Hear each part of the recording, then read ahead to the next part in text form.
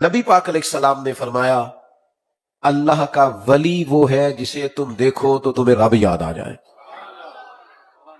داتا گانج بخش علی حجویری رحمت اللہ تعالی علیہ کی آپ زندگی کو دیکھیں، داتا صاحب شہزادے ہیں، سید ہیں،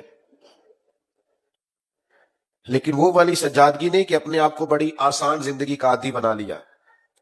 کوئی مشکل کام ذرا آن پڑے تو انزائٹی ہونے لگتی ہے، ڈپریشن ہونے لگتا ہے، وہ والے شہزادے نہیں۔ داتا صاحب نے باقاعدہ علم پڑھا، پھر شیخ سے تربیت لی، پھر کوئی آستانہ نہیں تھا، کوئی خانقاہ نہیں تھی، ایک دریا گزرتا تھا جسے اہلیان پنجاب راوی کہتے تھے، اس کے کنارے داتا صاحب نے ڈیرا لگایا۔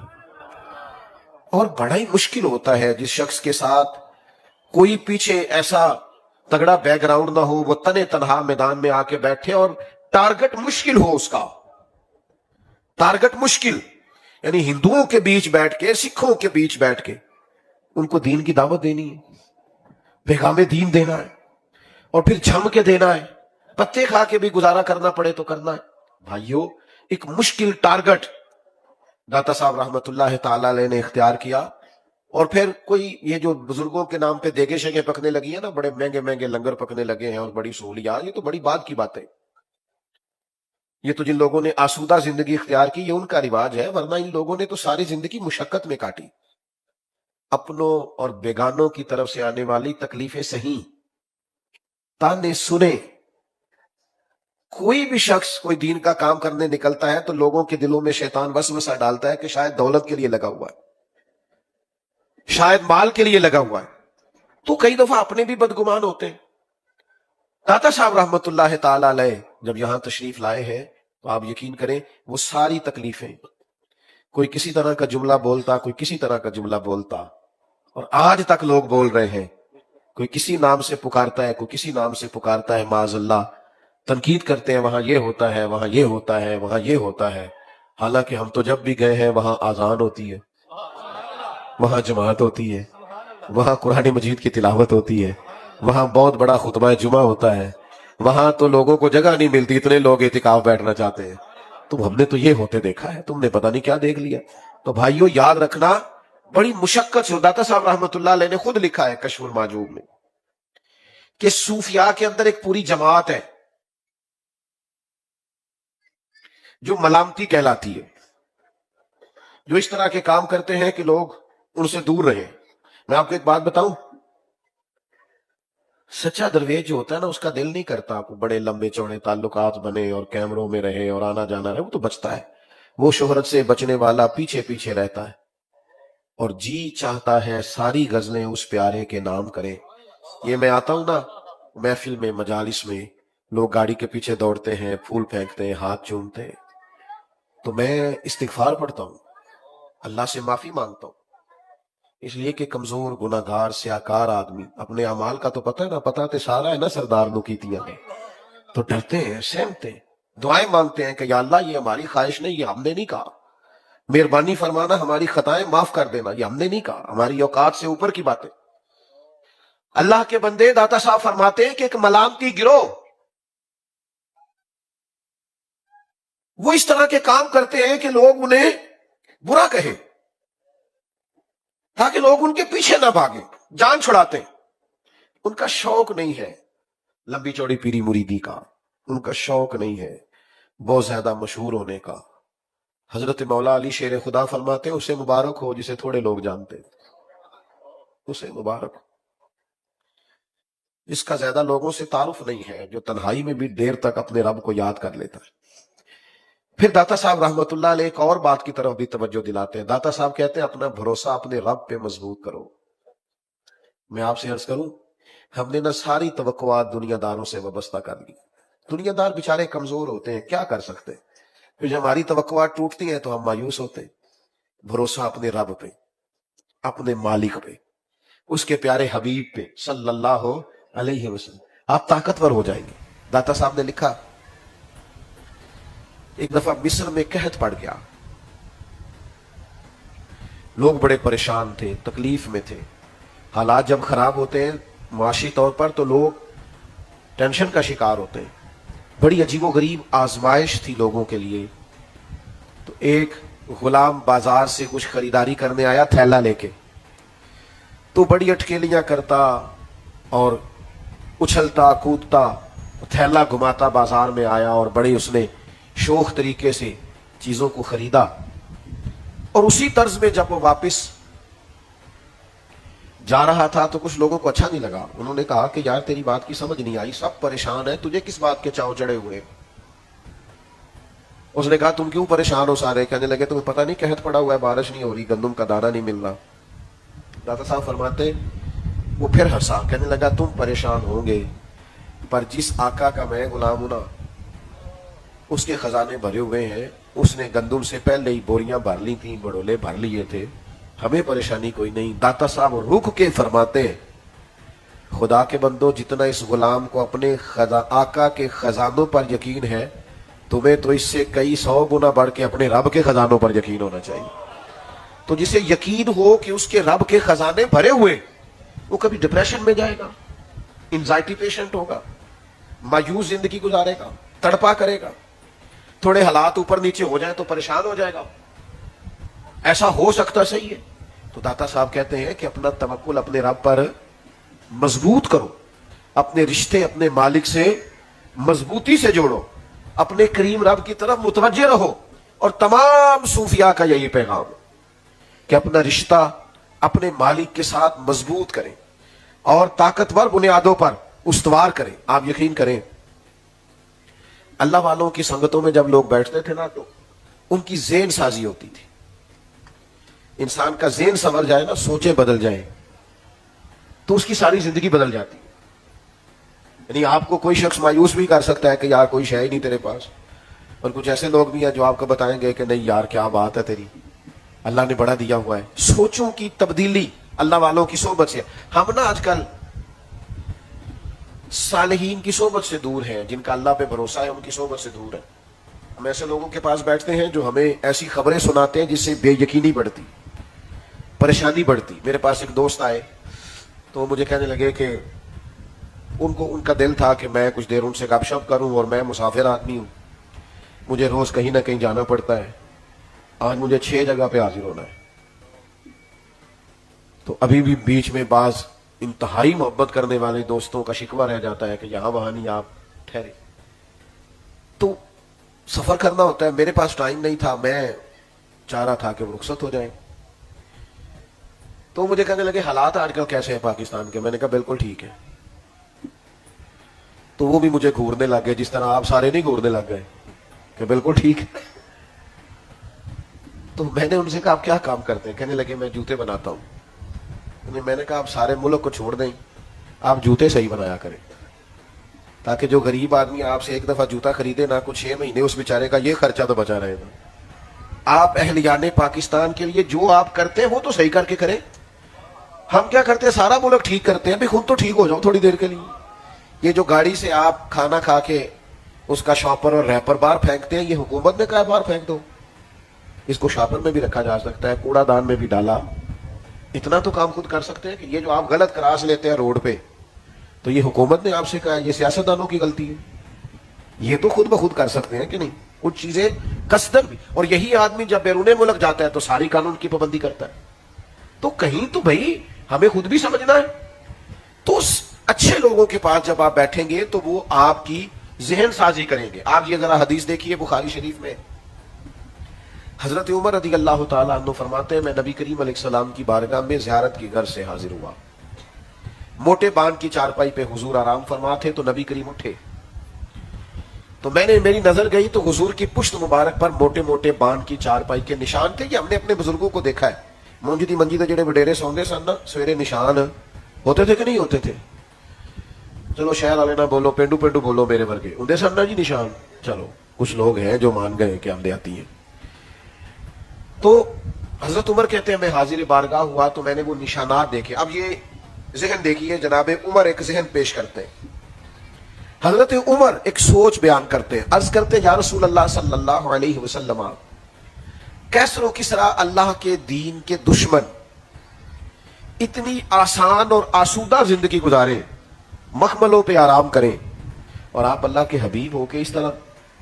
اب یہ ایک سوچ ہے کہ جی فلانا وہاں پہنچ گیا, یہ بھی ایک سوچ ہے. حضرت عمر بڑی عقیدت سے, احترام سے اور محبت میں ڈوب کے عرض کر رہے ہیں या रसूल अल्लाह, वो दीन के दुश्मन वहां पहुंच गए और आपकी कमर मुबारक पर निशान। तो उसके जवाब में जो नबी पाक ने सोच दी, जरा उसकी गहराई तक भी जाइएगा।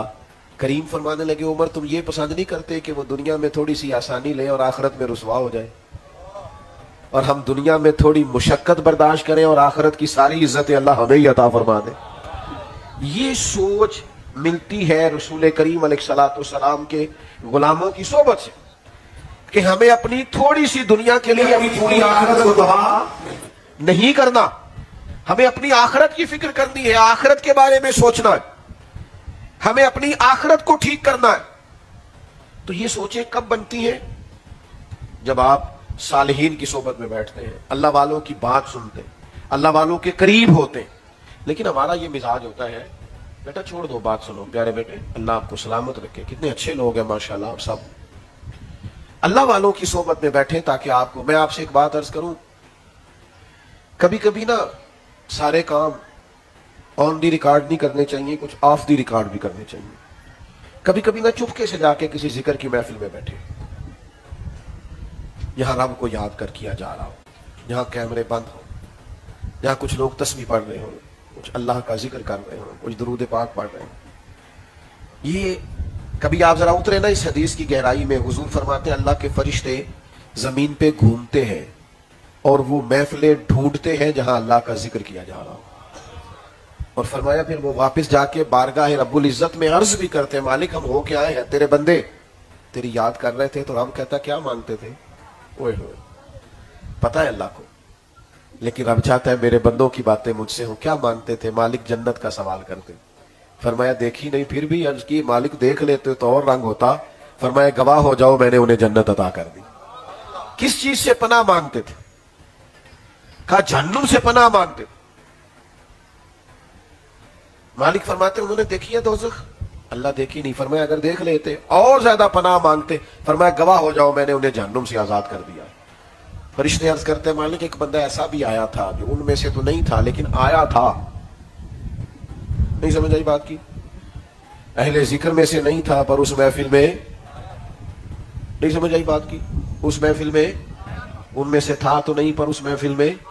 तो पता है इस गल का जी मैं करना पाया, तुम तवज्जो नहीं करते पे। अहले जिक्र में तो था नहीं पर महफिल में। इलेक्शन के दिन के सारे बंदे महफिल च नहीं आते, नहीं जे पता आते ने ना। तो इसको उनमें से था तो नहीं पर वहां आया था, शरीक हुआ था। कुर्बान जाए ये अल्लाह वालों की महफिल, अहले जिक्र की मजलिस की बरकत है कि हुजूर फरमाते हैं, रब फरमाता है जो आया ही था ना खाली, जाओ मैंने उसकी भी बख्शिश कर दी। इसलिए कि उनकी सोहबतों में बैठने वाला भी शकी नहीं रहता, सईद कर दिया जाता है। अल्लाह के बंदों के हुजूर हाजिर हो, उनसे खैर पाए। आजकल ना लोग आस्थानों पे तावीज़ों के लिए जाते हैं, तो ये काम भी सौखा है। अब तो खैर बहुत सारे पीर तावीज़ लिखते ही नहीं, उन्होंने छपवा के रख लिए। इतनी दिक्कत कौन करे, आसान काम करेंगे, तावीज़ लेंगे और जनाब उसको आप दे देंगे और लोग बड़े खुश हैं कि मुझे तावीज़ मिल गया, आप खैर हो जाएगी। तो लोग तावीज़ के लिए, दम के लिए और निगाह हो जाए और कोई ऐसा कमाल हो जाए, इस सिलसिले में लोग जाते हैं। हजरत सुल्तान बाहू रहमतुल्लाह अलैह ने शिकवा किया, फरमाते हैं रब दा तालब कोई नहीं मिलया, ए जो मिलया तालब जरदाहू, ये दुनियादारी के लिए आए। तो हुजूर आपने रब को कैसे पाया, आपने किस तरह अल्लाह की शनाख्त की? तो सुल्तान साहब फरमाने लगे कीती जान हवाले रब दे, असा ऐसा इश्क कमाया, मरण तो पहलो ही मर गया, बाहू ता मतलब नू पाया। मरण तो पहलो मर गए, बाहू ता मतलब नू पाया। तो अपनी जिंदगी में अल्लाह जज़ा दे, सुनेगी, अपनी जिंदगी में सोहबत सालिहीन हासिल करें, फिर जिक्र, फिर फिक्र, फिर अल्लाह पे भरोसा, बेचैनी बेकरारी से निकल आए। बात को समेटने लगा हूं,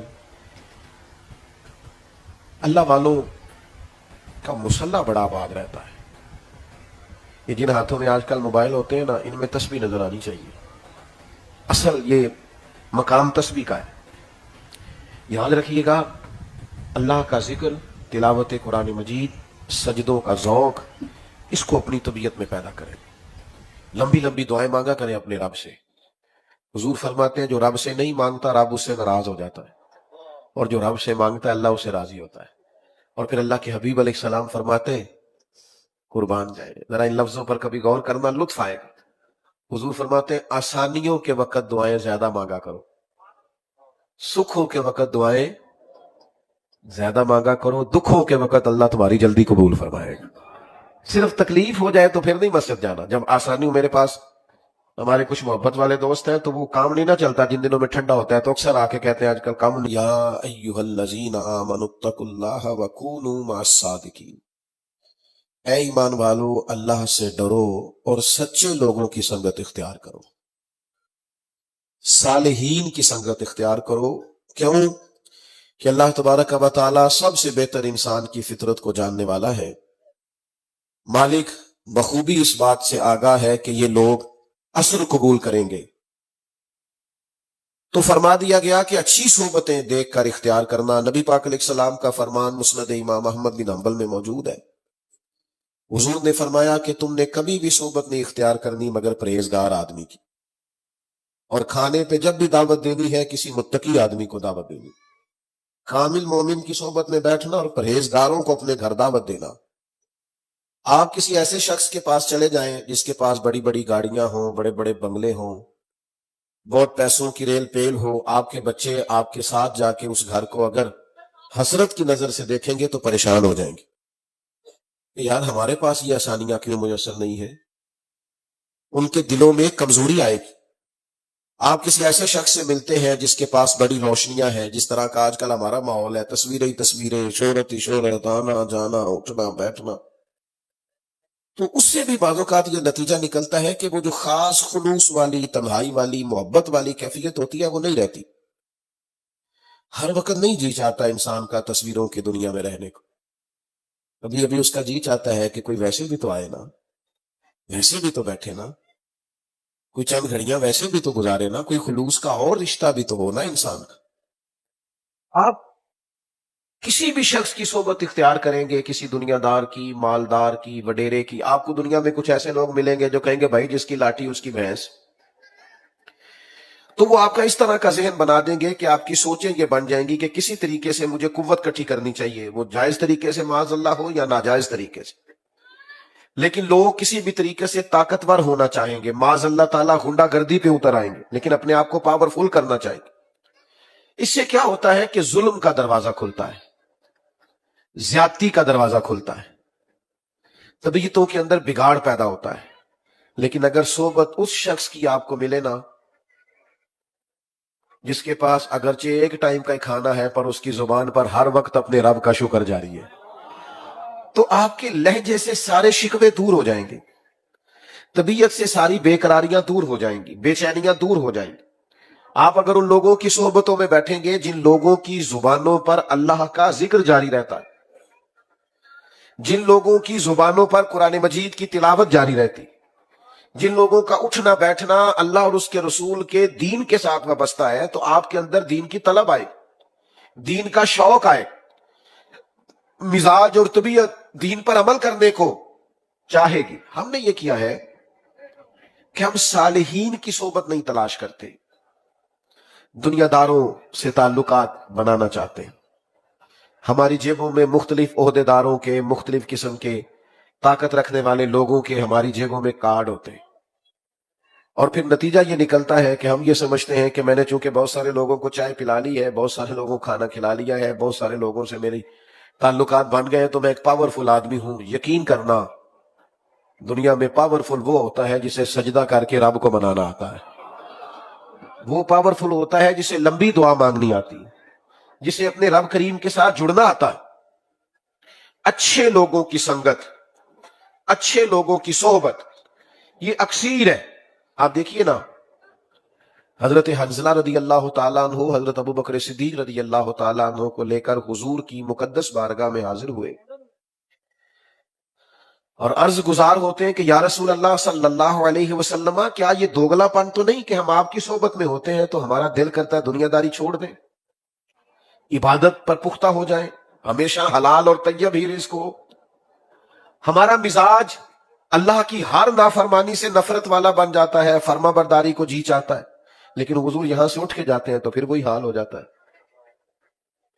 تو اللہ کے حبیب علیہ السلام نے فرمایا اگر تمہارا وہی حال رہے نا جو میری بارگاہ میں ہوتا ہے، پھر تو مدینہ شریف کے چوکوں میں فرشتے تم سے ہاتھ ملائیں، صحبت اچھی اختیار کریں، ایسے شخص کے پاس بیٹھیں جس کے پاس بیٹھنے سے اللہ یاد آئے، جس کے پاس بیٹھنے سے نماز پڑھنے کو جی چاہے، جس کے پاس کچھ وقت گزارے، جس کی کوئی بات سنے تو ہمارا دل دوسروں کے لیے نرم ہو۔ اللہ کا ولی کون ہوتا ہے؟ جس کی پجارو تگڑی ہو، بتاؤ، تصویریں زیادہ آتی ہوں، جس کے ارد گرد لاؤ لشکر زیادہ ہو، سڑک پہ پیڑ چڑھ جائے تب بھی پتہ نہ چلے، وزیر چڑھ جائے تب بھی پتہ نہ چلے، جو شام کو کبھی کسی بڑے کے ساتھ بیٹھا ہوا نظر آئے، کبھی کسی کے ساتھ۔ اللہ کا ولی کون ہے؟ کیا تعریف کی نبی کریم نے اللہ کے ولی کی؟ آج تو ہم بعض ایسے آستانوں اور خانقاہوں کو دیکھتے ہیں کہ وہاں جا کے لوگ وڈیروں کو بھول جاتے ہیں، وہاں جا کے بڑے بڑے سیٹھوں کو لوگ بھول جاتے ہیں کہ یہ کمال ہے جناب، حد ہو گئی۔ اقبال کہتے ہیں کہ ہم کو تو میسر نہیں مٹی کا دیا بھی، اور گھر پیر کا بجلی کے چراغوں سے ہے روشن۔ اس طرح کی کیفیت ہو نا؟ نبی پاک علیہ السلام نے فرمایا اللہ کا ولی وہ ہے جسے تم دیکھو تو تمہیں رب یاد آ جائے۔